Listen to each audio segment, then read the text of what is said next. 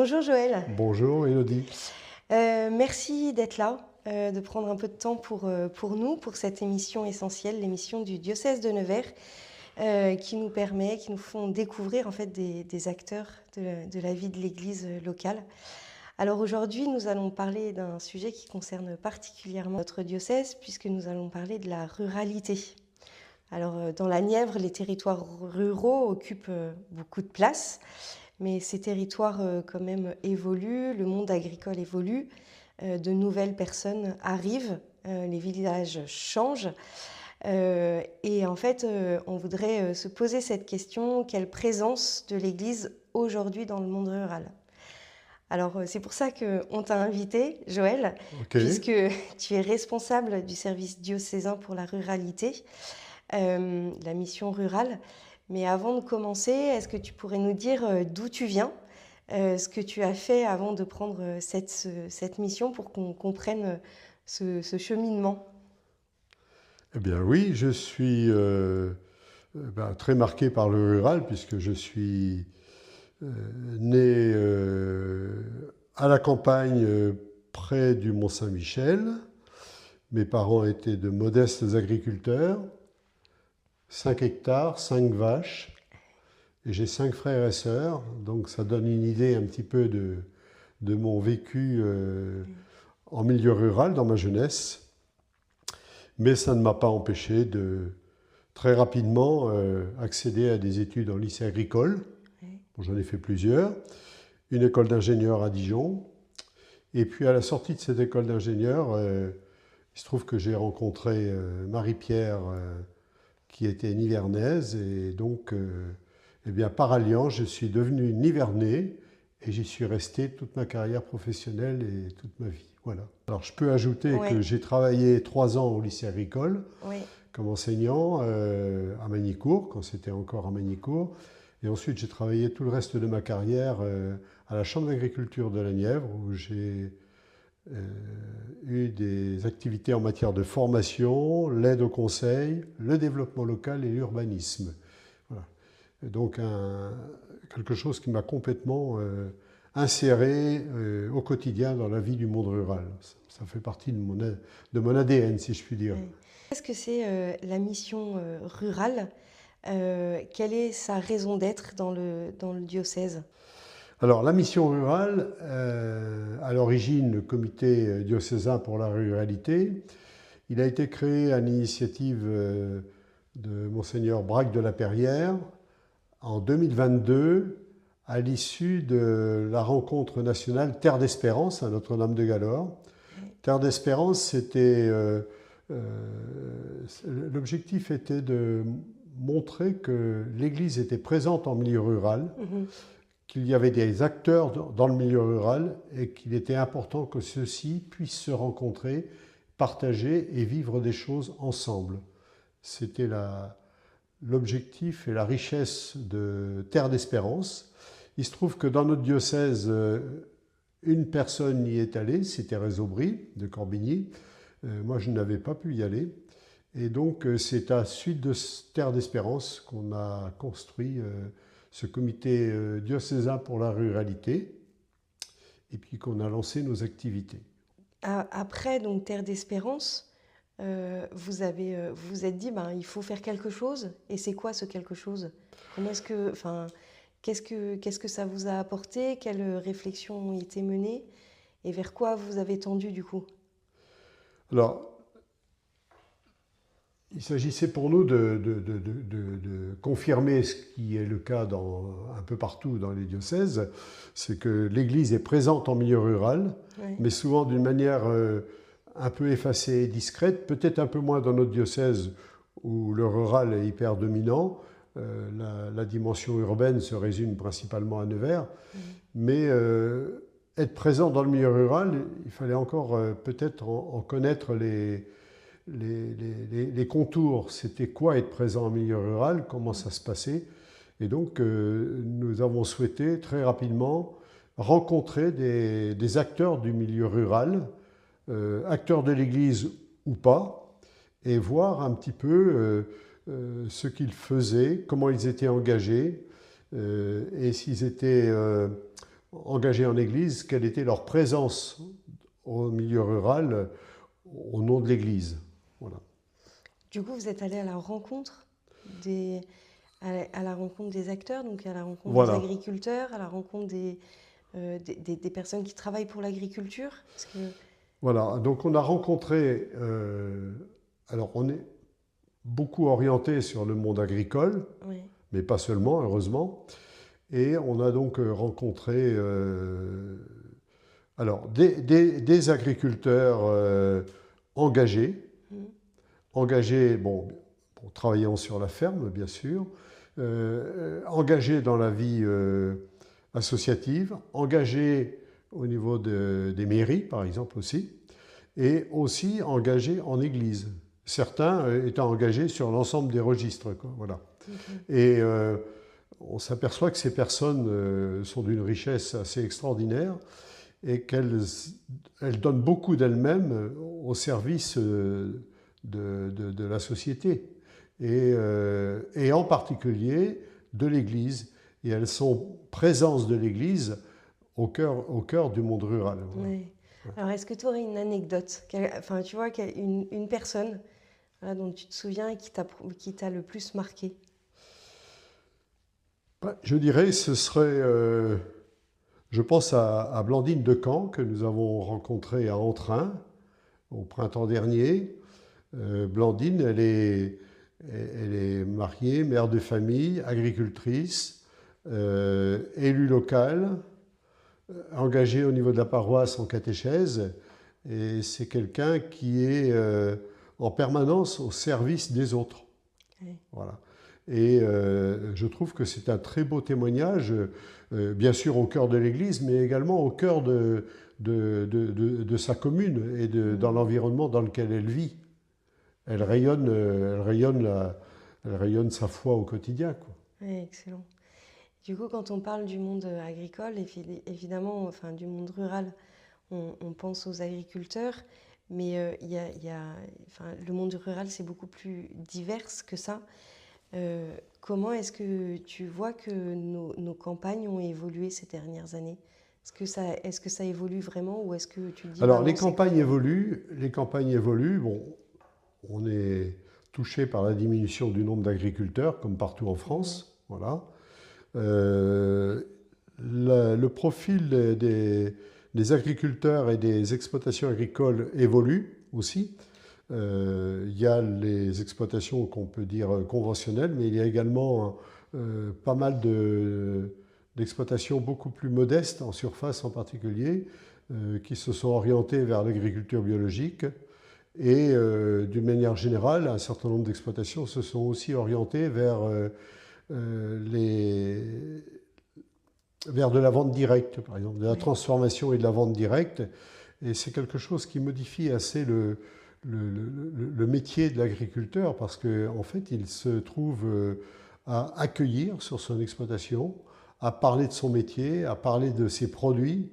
Et ça fait un lien tout à fait intéressant avec les consommateurs. Et c'est quelque chose qui n'est pas nouveau, mais qui a bien progressé ces dernières années dans le monde agricole. C'est une vraie richesse pour aujourd'hui et comprendre un petit peu plus ce qui se passe dans notre monde agricole. Si on prend l'exemple de cette année avec la sécheresse extrêmement marquée, les températures trop élevées, les agriculteurs, au travers du contact qu'ils ont avec la population et les consommateurs, ils peuvent témoigner un petit peu de ce qu'ils vivent, des difficultés qu'ils vivent et des défis qu'ils ont à relever aujourd'hui dans leur métier, quoi. Oui. Comment est-ce que l'Église, elle peut aller à la rencontre de ces acteurs du monde rural et créer du lien? Est-ce que vous dites directement que vous êtes catholique? Comment est-ce que, tu vois, comment est-ce que ce lien se crée? Alors, lorsqu'on prend contact, bon, il se trouve que les membres de la mission rurale ont une certaine connaissance du département de la Nièvre, et donc du diocèse, et donc nous avons connaissance les uns et les autres de pas mal de monde.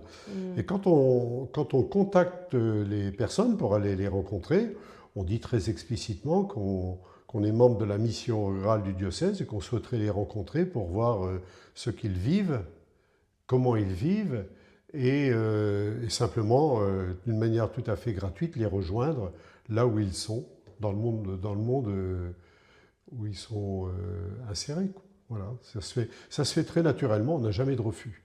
Oui. On est très très bien accueillis, et je dirais que beaucoup de personnes manifestent leur joie que l'on s'intéresse à elles et surtout qu'on s'intéresse à ce qu'elles font. Ce qui ne semble pas si fréquent que ça, notamment à l'échelon local et y compris quelquefois dans les paroisses. Oui. Du coup, pourquoi est-ce que c'est important que l'Église s'intéresse à ces questions très concrètes? Je crois que le rôle de l'Église, c'est d'être présente et d'être attentive aux gens qui vivent dans le monde rural. Or, c'est vrai aussi au niveau urbain, mais qui vivent dans le monde rural et d'être en capacité de les rejoindre si ces personnes-là le souhaitent. Oui. Voilà. Je crois que c'est une démarche importante. Pour moi, c'est une démarche synodale. C'est aller vers et proposer de marcher ensemble. Oui.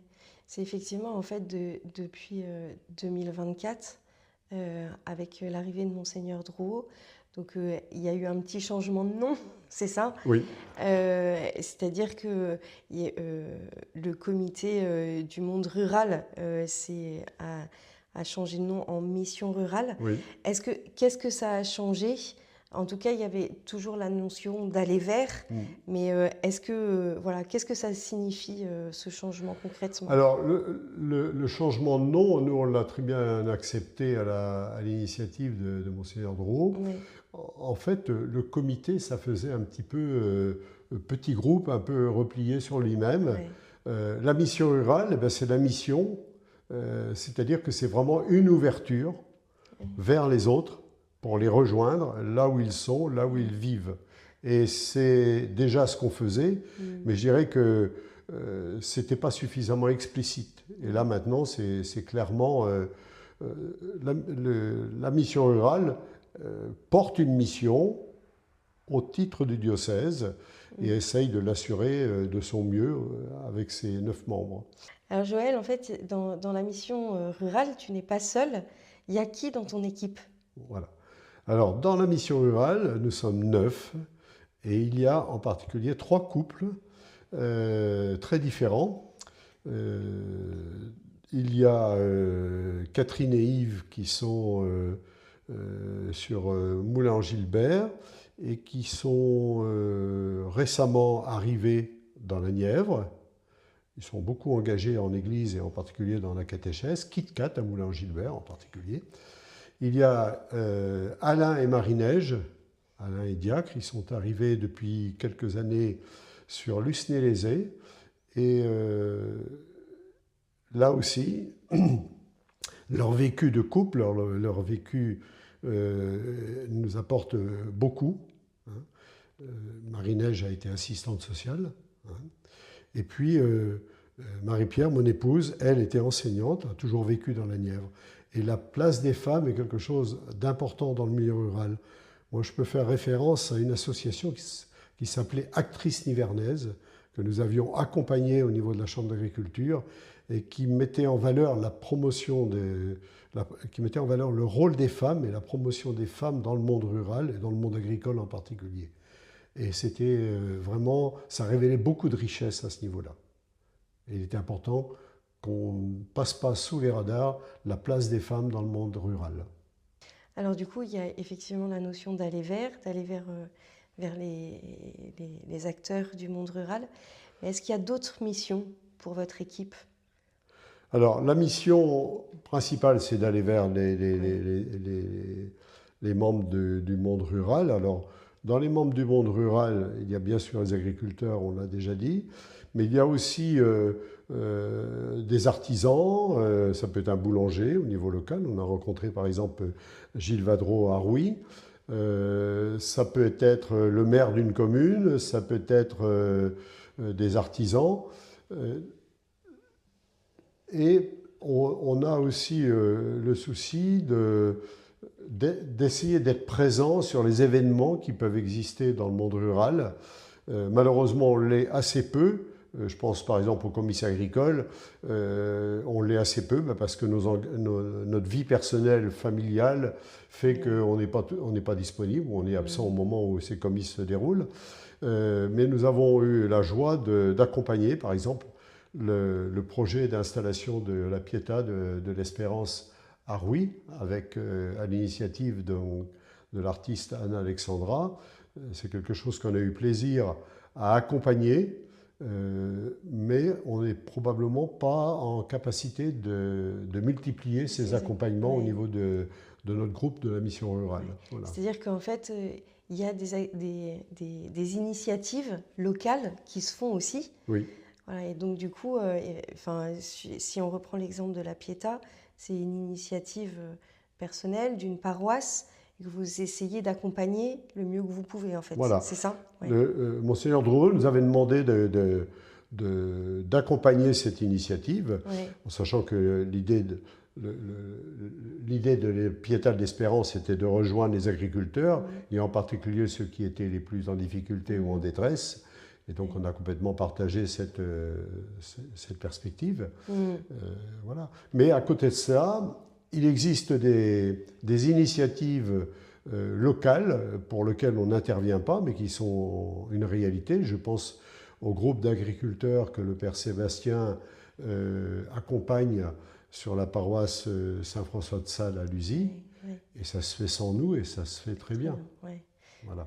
Super. On n'est pas indispensable non plus. Voilà. Si, en tout cas, on voit quand même que ça crée du lien, tout ça. Tout à fait. Alors, du coup, dans votre mission, il y a aussi la question de l'écologie intégrale, notamment avec l'encyclique Laudato Si. Comment cette écologie intégrale se traduit-elle concrètement dans votre action? Alors, l'écologie intégrale, on peut dire qu'elle se traduit de deux manières. Déjà, on la perçoit dans les rencontres que nous avons. On s'aperçoit que le pape François il dit que tout est lié. Bien, on s'aperçoit qu'effectivement, les gens que nous rencontrons, ils ont leur vie d'homme, ils sont reliés à ce qui vit autour d'eux, en particulier pour les agriculteurs avec les animaux et les plantes qui sont des êtres vivants aussi. Puis on voit aussi qu'ils sont liés à toute la richesse de la terre, y compris avec les matières inertes. Tout est lié. Et ça, on le rend compte, que ce soit avec des agriculteurs conventionnels, que ce soit avec des agriculteurs plutôt orientés en agriculture biologique. Mais on peut retrouver ça aussi dans des associations ou même en paroisse. On a eu la joie de rencontrer l'animatrice d'un groupe d'enfants sur le thème de Laudato Si, là encore à la paroisse Saint-François de Sales, à côté de Lusy. Ben voilà, ça existe. Voilà. Ouais, super. Et puis, je voudrais parler aussi du temps de la création, qui nous invite à prier et à agir pour le soin de la création. Alors, ça a lieu chaque année entre le 1er septembre et le 4 octobre, fête de la Saint-François d'Assise. Cette année, le thème international, c'est l'eau vive. Alors, comment est-ce que ce temps est un moment privilégié pour sensibiliser les fidèles, en fait, les communautés chrétiennes à ces questions? Alors, c'est effectivement le deuxième volet de notre activité, c'est-à-dire d'être un petit peu porteur et à l'initiative de cette journée pour la création que nous organisons maintenant chaque année, là aussi à la demande de notre évêque, mais je crois que tout le monde adhère sans difficulté à ce projet. Cette année, effectivement, le thème c'est l'eau vive. Il est particulièrement d'actualité. Alors ça, c'était pas prévu parce que le thème a été choisi l'hiver dernier, où on était plutôt débordé par les inondations et les excédents de pluie. Là maintenant, on est dans le manque d'eau, la canicule, la sécheresse, les cours d'eau sont presque à sec, certains sont à sec, les canaux ne fonctionnent plus parce qu'il n'y a plus assez d'eau pour les approvisionner, et ça nous ouvre à une prise de conscience sur la question de l'eau. L'eau, le partage de l'eau, la disponibilité en eau, le partage de l'eau, et la gestion de l'eau d'une manière consensuelle et autant que faire se peut par le dialogue. Et en tant qu'Église, on est complètement concerné par cette question-là, au même titre que la population civile. Oui. Donc la journée que nous organisons cette année, c'est le 3 octobre à Cercy-la-Tour. On va faire une journée sur ce thème-là. Le matin, avec des conférences et témoignages sur la question de l'eau, en particulier avec Frédéric Vicaire et Joseph de Campos qui témoigneront au travers de leur expérience à Voies navigables de France. En principe, on aura également le maire d'une commune qui témoignera. Et l'après-midi, on aura une célébration. Et là, c'est quelque chose qui est tout à fait intéressant. Et c'est une célébration œcuménique. C'est-à-dire que pour cette initiative, nous sommes rejoints par l'Église protestante et l'Église évangélique. Et on travaille ensemble à ce projet de célébration. Et ça nous permet aussi de mieux nous connaître, parce qu'en fait, on connaît assez peu nos frères et sœurs évangéliques et protestants. Ouais, j'entends que c'est toujours aller vers, hein, la rencontre. On est toujours allé vers. Voilà. Ouais, alors, on va vers eux, on les accueille et on fait route ensemble au travers de cette célébration. Voilà. Alors, l'idée, c'est d'inviter le plus largement possible les chrétiens, mais d'une manière générale, mais pas seulement, les laïcs peuvent très bien nous rejoindre, parce qu'au travers de cette journée, il y a à la fois, l'idée c'est de prendre conscience de la question de l'eau d'une manière générale, dans un esprit de dialogue aussi entre les acteurs autour de l'eau, parce qu'on ne pourra pas faire l'économie de ce dialogue, et puis de découvrir et d'approfondir finalement la relation que nous avons avec l'eau. Oui. Chacun à notre niveau, dans notre usage personnel, dans notre usage professionnel, et pourquoi pas de loisirs, hein, puisque si on prend l'exemple de Cercy-la-Tour, il y a le canal, il y a le bassin nautique qui est là, et bon, qui est un petit peu en panne, faute de ressources en eau, mais c'est bien une réalité, quoi. Comment est-ce que tu gardes l'espérance par rapport à toutes ces difficultés ? Je dirais qu'il y a à la fois l'espérance et la charité. La foi, elle est ancrée. La charité, on essaye de la vivre le mieux possible.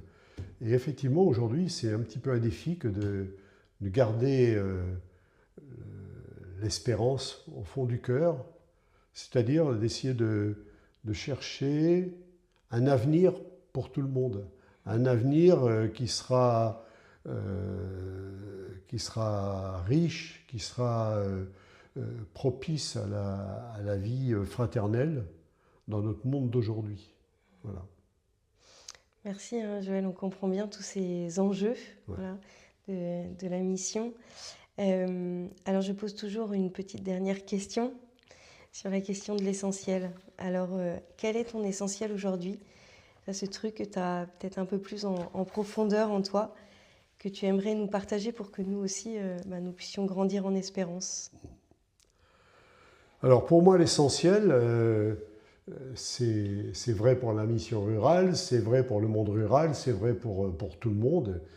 C'est marcher ensemble, c'est-à-dire c'est le leitmotiv du synode. Et je crois qu'on a beaucoup à découvrir au travers de la démarche synodale au sein de l'Église, au sein des églises d'une manière générale. Et marcher ensemble, ça vaut aussi pour le monde, pour les populations, s'accueillir, se découvrir, s'accompagner et ensuite s'appeler pour porter des missions les uns et les autres. Mais marcher ensemble, on a sans cesse à découvrir l'importance de cette dimension-là. Et je crois qu'on a un bout de chemin à faire, nous au niveau de la mission rurale, mais on doit le faire aussi dans les paroisses, dans les mouvements, dans les services d'église. C'est quelque chose qui doit nous accompagner en permanence. Aller à la rencontre. Et ça va, bien sûr. Aller à la Toujours rencontre. aller à la rencontre de l'autre. Et rentrer en Et amitié. faire chemin avec. Faire chemin avec, Ouais. ouais. Super. Eh bien, faisons de nos rencontres quotidiennes une belle rencontre. Merci beaucoup, Joël, Merci. pour ce temps. Ouais. Et puis, vous retrouvez toutes les informations sur le site internet du diocèse pour cette journée du 3 octobre. D'accord, merci. Merci beaucoup.